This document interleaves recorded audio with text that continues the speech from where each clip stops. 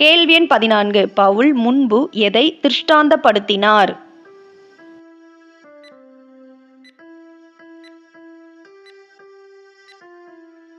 யூதர் கிரேக்கர் யாவரும் பாவத்திற்குட்பட்டவர்கள் என்பதை திருஷ்டாந்தப்படுத்தினார்.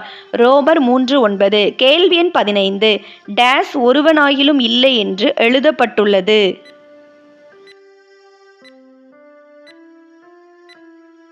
நீதிமான் ஒருவனாகிலும் இல்லை என்று. ரோமர் 3:10.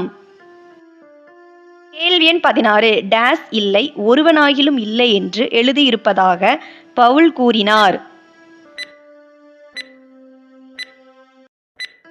நன்மை செய்கிறவன் இல்லை ஒருவனாயிலும் இல்லை என்று. ரோமர் 3:12.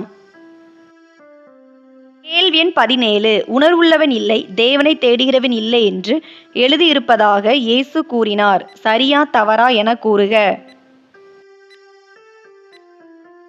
தவறு. பவுல் கூறினார். ரோமர் 3:11. கேள்வி எண் 18. எல்லாரும் வழி தப்பி டேஸ் கெட்டுப் போனார்கள்.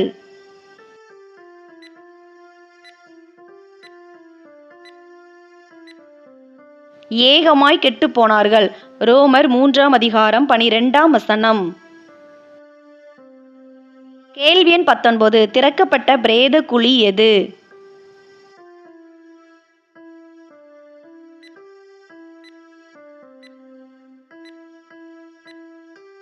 தொண்டை. ரோமர் 3:13. கேள்வி எண் 20.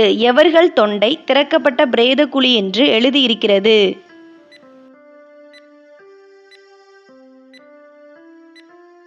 யூதர் கிரேக்கர், அதாவது அனைத்து மனிதர்களையுமே குறிக்கிறது. ரோமர் 3:9 முதல் 13 வசனங்கள் வரை.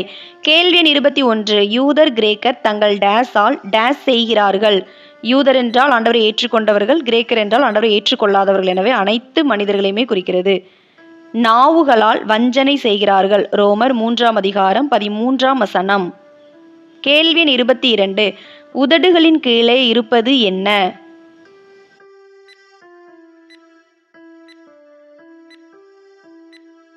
பாம்பின் விஷம். ரோமர் 3:13. கேள்வி எண் 23. எவர்களுடைய உதடுகளின் கீழே பாம்பின் விஷம் இருப்பதாக எழுதப்பட்டுள்ளது? யூதர் கிரேக்கர். ரோமர் 3:9 மற்றும் 13 வசனங்கள். கேள்வி எண் 24. யூதர் கிரேக்கருடைய வாய் எவைகளினால் நிறைந்திருக்கிறது என்று எழுதியிருக்கிறது?